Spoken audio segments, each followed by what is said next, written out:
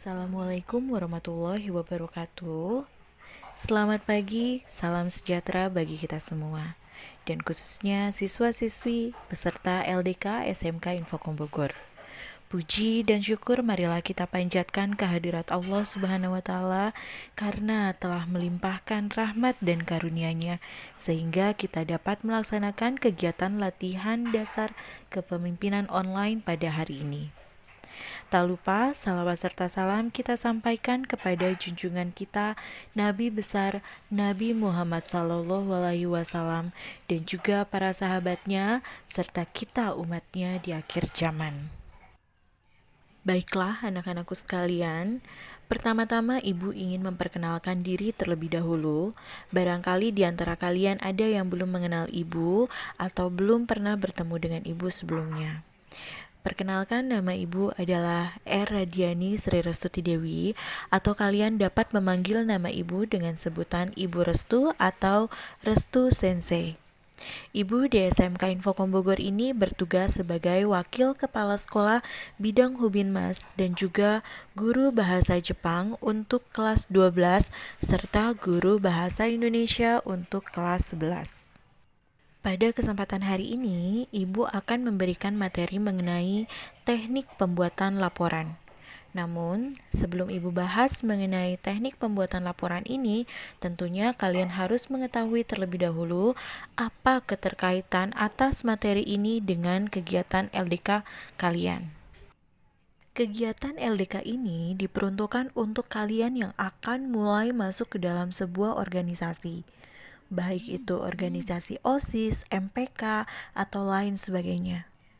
Apapun bentuk organisasinya, tentunya kalian akan membuat dan memiliki sebuah program kerja di dalam organisasi kalian, di mana program kerja tersebut akan berisikan sejumlah atau macam-macam kegiatan yang akan kalian jalankan sebagai pendukung visi, misi, dan tujuan dari organisasi kalian dan juga visi, misi, dan tujuan sekolah.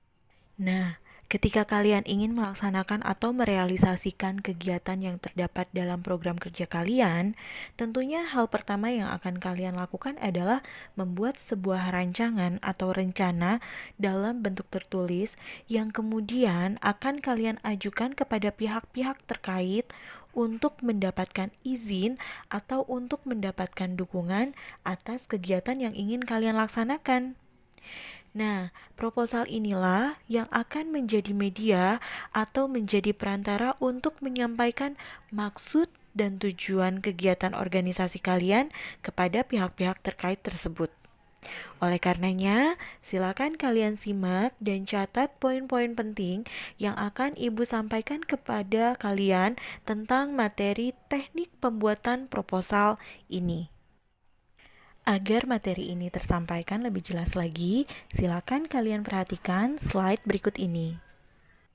Pada pembahasan materi mengenai teknik pembuatan proposal, ada dua hal utama yang harus kalian ketahui, yaitu mengenai proposal dan juga mengenai sponsorship. Di dalam materi mengenai teknik pembuatan proposal ini, Ibu akan membahas mengenai pengertian dari proposal, jenis-jenis proposal, dan isi dari proposal itu sendiri. Kemudian, hal-hal apa saja yang harus diperhatikan dalam penulisan proposal, juga mengenai sistematika penulisan proposal. Dan yang terakhir adalah mengenai jenis-jenis dari sponsorship. Baik, yang pertama adalah mengenai pengertian proposal.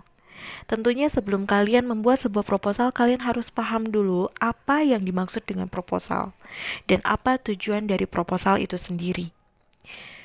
Seperti yang sudah Ibu sampaikan di awal, ketika kalian ingin melakukan sebuah kegiatan atau melaksanakan sebuah kegiatan yang terdapat di dalam program kerja kalian, kalian haruslah membuat sebuah rancangan, di mana rancangan itu akan dituangkan dalam bentuk proposal. Nah, seperti itu juga adalah arti dari sebuah proposal. Proposal ini pada umumnya merupakan sebuah program atau rencana suatu kegiatan yang dituangkan dalam bentuk rancangan kerja, di mana rancangan kerja atau kegiatan tersebut akan dibuat dalam bentuk tulisan formal dan bentuknya standar. Kemudian sifat dari proposal itu sendiri ini hanyalah sebagai usulan saja, atau dapat dikatakan juga proposal ini merupakan sebuah usulan tertulis untuk melakukan suatu kegiatan yang ditujukan kepada pihak-pihak yang ada hubungannya dengan kegiatan tersebut. Makanya tadi Ibu sudah bilang di awal bahwa proposal ini akan menjadi sebuah media perantara antara kalian, bagian dari organisasi, dengan pihak-pihak tertentu. Untuk apa? Untuk menyampaikan maksud dan tujuan kalian atau usulan dari kegiatan yang ingin kalian laksanakan. Kemudian apa saja tujuan dari pembuatan proposal ini? Yang pertama, tujuan dari pembuatan proposal adalah dibuat oleh penulis dengan maksud untuk menjelaskan rencana dan tujuan suatu kegiatan kepada para pembaca, sehingga mereka dapat paham tentang tujuan kegiatan tersebut secara lebih jelas dan detail.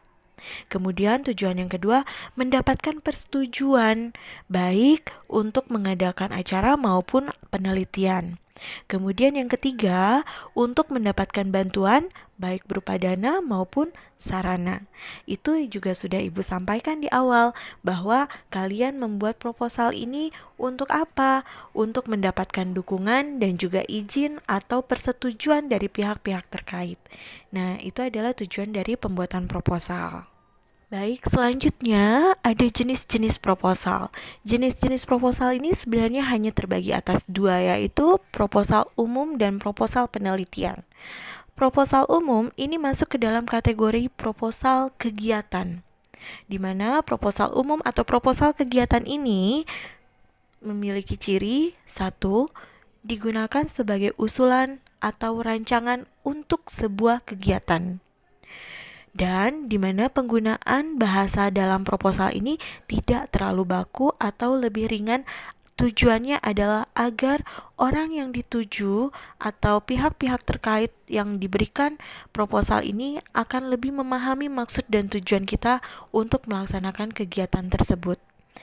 Sedangkan yang kedua ada proposal penelitian. Proposal penelitian ini digunakan sebagai usulan penelitian untuk kegiatan observasi. Dan penggunaan bahasa di dalam proposal penelitian ini haruslah standar atau baku, karena ini jatuhnya adalah proposal resmi atau formal, di mana bahasanya juga akan banyak istilah-istilah yang berkaitan dengan penelitian yang sedang dilakukan. Nah, untuk kesempatan kali ini, Ibu hanya akan berfokus kepada proposal umum atau proposal kegiatan, karena proposal inilah yang berkaitan dengan organisasi kalian. Kemudian apa saja isi pembahasan dalam sebuah proposal? Pada intinya, dalam pembuatan atau penulisan proposal ini akan dibagi menjadi 3 bagian. Yang pertama adalah bagian pendahuluan. Yang kedua adalah isi dari proposal itu sendiri, dan yang ketiga adalah bagian penutup.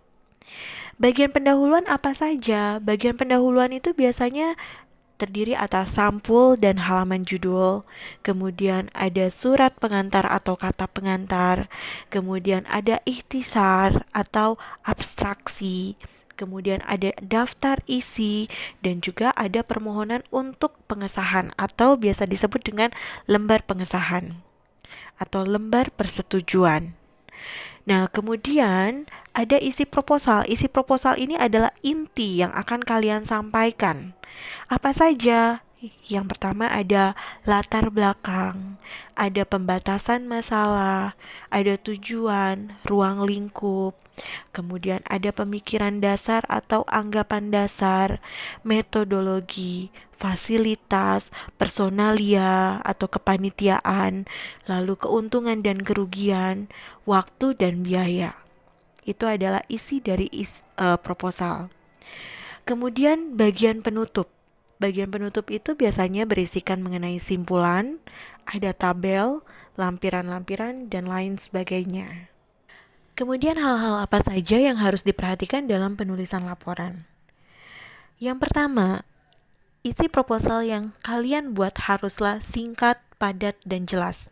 Artinya, proposal yang kalian buat ini haruslah menggunakan bahasa yang mudah dimengerti dan juga tepat sasaran, atau tidak bertele-tele. Kemudian yang kedua, menggunakan bahasa yang baik dan benar.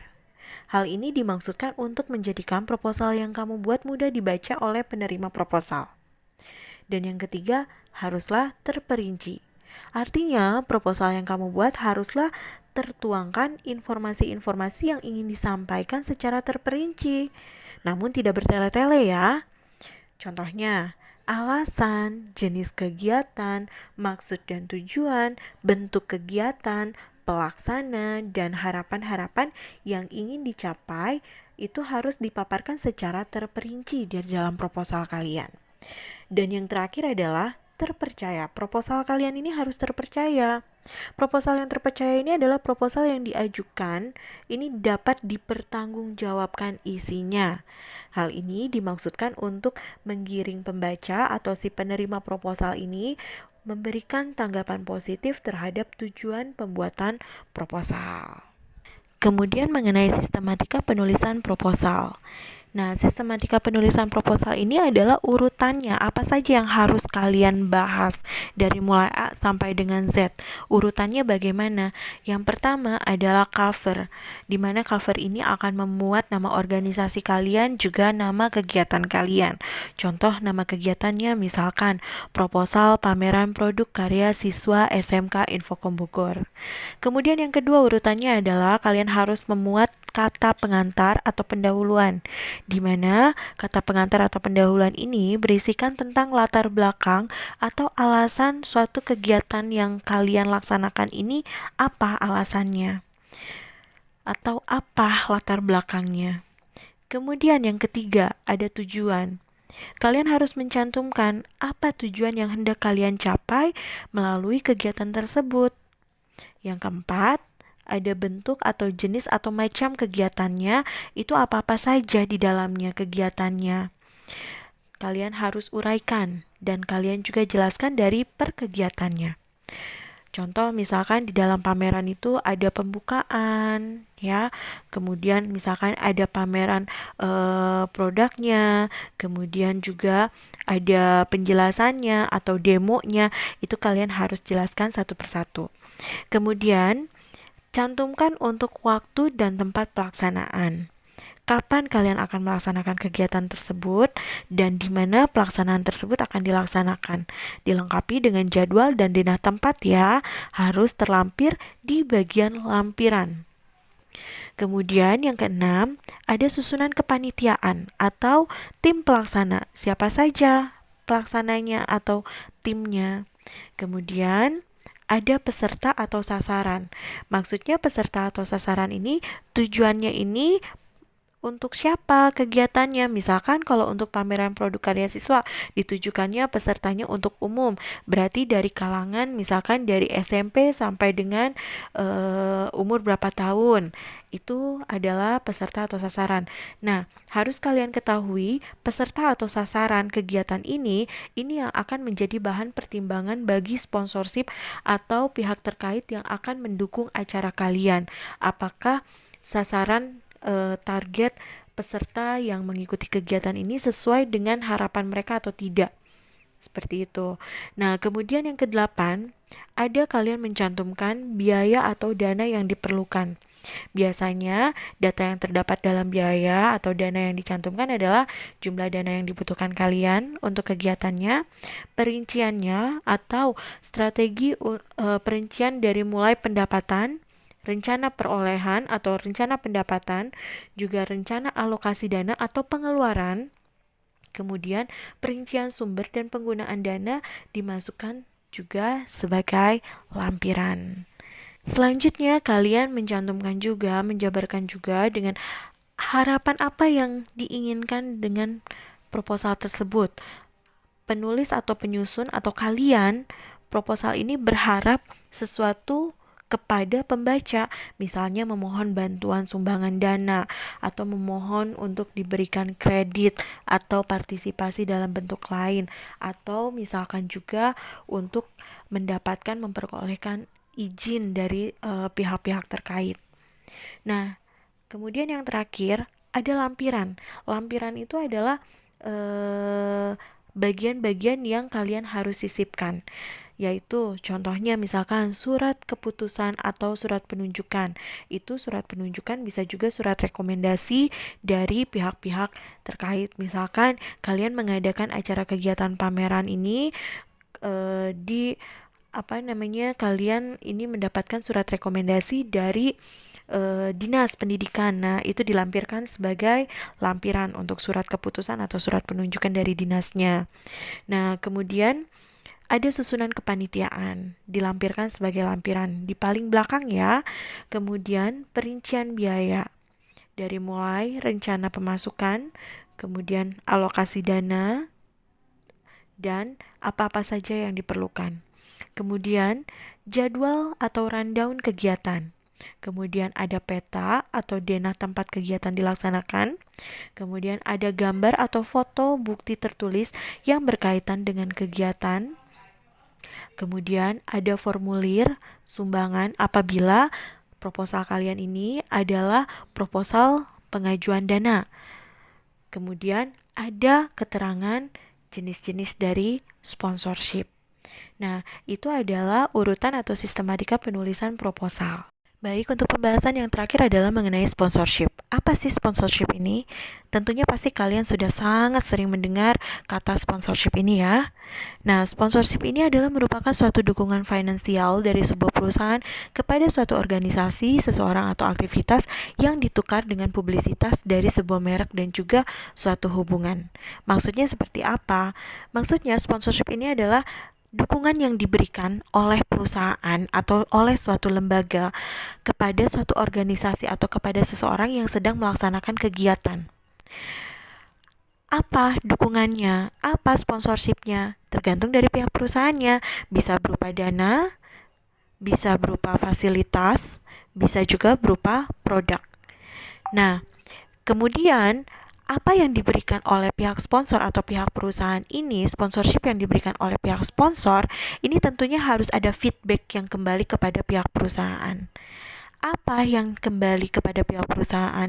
Salah satunya adalah branding atau publisitas dari sebuah merek dari perusahaan mereka, dan juga untuk mengikat suatu hubungan ataupun relasi.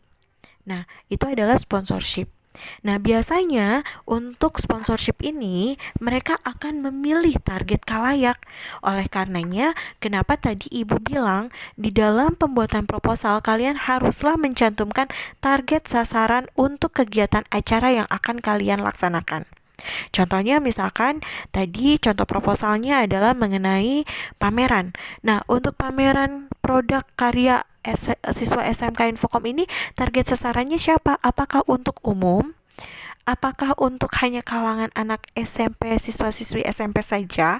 Ataukah untuk siswa-siswi SMA? Ataukah untuk profesi-profesi tertentu? Nah, target sasaran inilah yang akan menjadi pertimbangan bagi si pihak sponsor untuk memberikan sponsorship kepada kita atau kepada kalian sebagai penyelenggara. Apakah tepat sasaran atau tidak? Contoh misalkan kalian berusaha untuk menarik perhatian sponsor dari perusahaan rokok, tapi target kalian adalah siswa-siswi SMP atau SMA. Itu tidak boleh. Kenapa? Karena tidak tepat sasaran. Oleh karenanya, kalian harus koheren atau harus saling berkaitan antara target sasaran kalian siapa dan siapa yang akan memberikan sponsor dan apa dari tema kegiatan kalian. Ada 4 jenis sponsorship yang biasanya kita cantumkan di dalam proposal. Yang pertama, ada sponsor tunggal atau biasanya disebutnya dengan sponsor platinum, sponsorship platinum. Kemudian ada sponsor utama, biasanya disebut dengan gold. Yang ketiga, ada sponsor alternatif atau kita sebut dengan silver. Kemudian yang keempat, ada sponsor in kind atau sponsor partner atau disebutnya dengan bronze. Sebutan platinum, gold, silver, dan bronze ini adalah untuk sebutan tingkatan dari yang pertama sekali sampai dengan yang sponsor terendah. Ketika kalian mengajukan proposal untuk mendapatkan sebuah sponsorship dari sebuah perusahaan, tentunya kalian wajib harus memikirkan dengan matang apa yang akan kalian berikan kepada pihak sponsor. Kenapa? Karena pihak sponsor ini tidak akan memberikan dana atau memberikan dukungan secara cuma-cuma, kecuali mereka ada program CSR. Nah, untuk itu kalian harus betul-betul mencantumkan apa penawaran kalian, apa yang akan kalian berikan kepada pihak sponsor apabila si pihak sponsor ini mendukung kegiatan kalian. Yang pertama, ada sponsor tunggal atau sponsor platinum, di mana mereka akan memberikan dana 100% untuk kegiatan acara kalian. Nah, ketika kalian mengajukan sponsor tunggal dan mereka menerima menjadi sponsor tunggal, mereka membiayai 100% dari pengajuan dana di dalam proposal kalian, kalian tidak boleh lagi mencari sponsor lainnya. Hak-hak yang menjadi kompensasi bagi sponsor sepenuhnya itu untuk atau sepenuhnya milik si sponsor tunggal ini.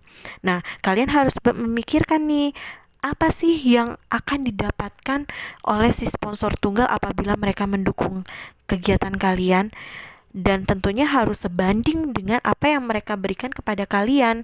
Apabila mereka memberikan dana 100% kepada kalian, maka branding perusahaan mereka pun harus lebih maksimal dilakukan oleh kalian. Contohnya, keuntungan yang bisa kalian tawarkan kepada sponsor tunggal, yaitu misalkan sponsor tunggal diberikan promosi di header atau right sidebar berupa image dan logo dan dituliskan tanpa sponsor lainnya. Jadi hanya si sponsor tunggal saja yang ada logonya. Kemudian mendapatkan space tunggal di, misalkan ini contoh ya, EJ versi cetak di sampul luar. Misalkan EJ itu misalkan majalah atau apa. Kalau kalian membuat iklan acara kalian di radio atau di majalah, itu harus ada space untuk promosi si pihak sponsor tunggal ini. Ya, kemudian juga berhak atas buletin cetak sebanyak 20 buah eksemplar. Nah, itu yang bisa kalian tawarkan kepada sponsor tunggal. Menurun kepada sponsor utama, yaitu kita biasa sebutnya gold. Nah, untuk sponsor utama atau sponsor gold ini, dia tidak mendanai 100%. Biasanya untuk sponsor utama atau gold ini pembiayaannya hanya 50 sampai dengan 80%. Terserah kalian mau mencantumkannya berapa persen. Nah, untuk sponsor utama ataupun sponsor gold ini, kalian boleh mencari untuk sponsor lainnya. Jadi sponsor utama ini tidak memiliki hak penuh sebagai sponsor seperti sponsor tunggal. Jadi kalian boleh mendampingi dengan sponsor pendamping lainnya. Nah, tentunya juga ada keuntungan-keuntungan yang harus kalian cantumkan ya di dalam proposal apabila si sponsor utama ini memberikan dana sebesar 50 atau sampai dengan 80% pengajuan biaya di proposal kalian. Apa yang mereka dapatkan itu juga harus kalian cantumkan. Kemudian menurun lagi kepada sponsor alternatif atau kita sebut dengan silver. Nah, untuk sponsor alternatif ini, dia adalah pendamping dari sponsor yang gold tadi. Kalau yang gold tadi kita berikan range pendanaan itu sekitar 50 sampai dengan 80%, untuk sponsor alternatif ini yang membiayai 25% sampai dengan 40% dari total biaya yang diajukan dalam proposal kalian. Nah, ini adalah sebagai sponsor alternatif. Nah, keuntungan yang diberikannya juga tidak akan sebanyak sponsor gold ya. Tentunya harus lebih rendah daripada sponsor gold. Nah, menurun lagi kepada sponsor in-kind atau partner atau kita sebut dengan bronze.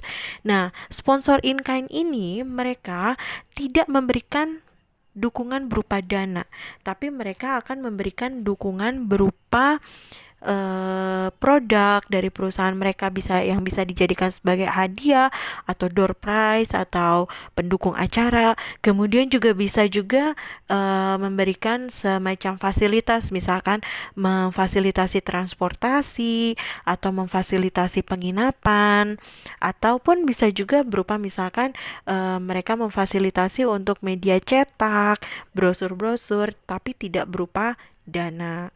Nah, ketentuannya ini mereka tidak berupa dana, hanya saja berupa produk.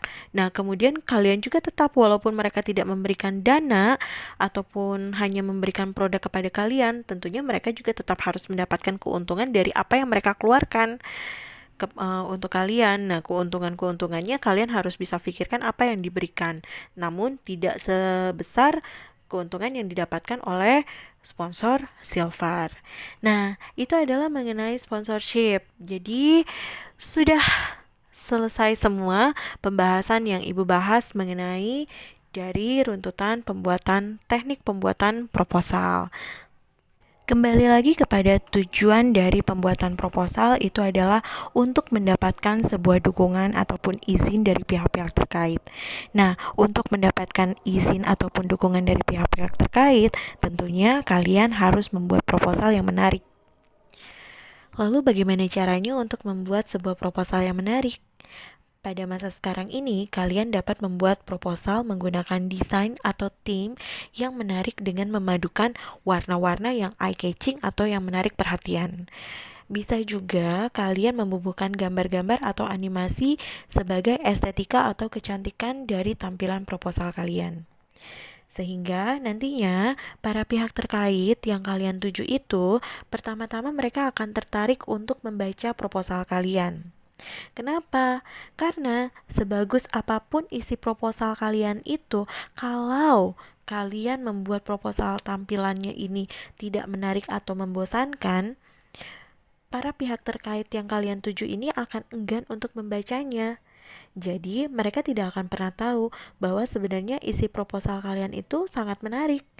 Jadi, mulailah kalian membuat dengan proposal yang memiliki tampilan yang menarik atau desain yang bagus.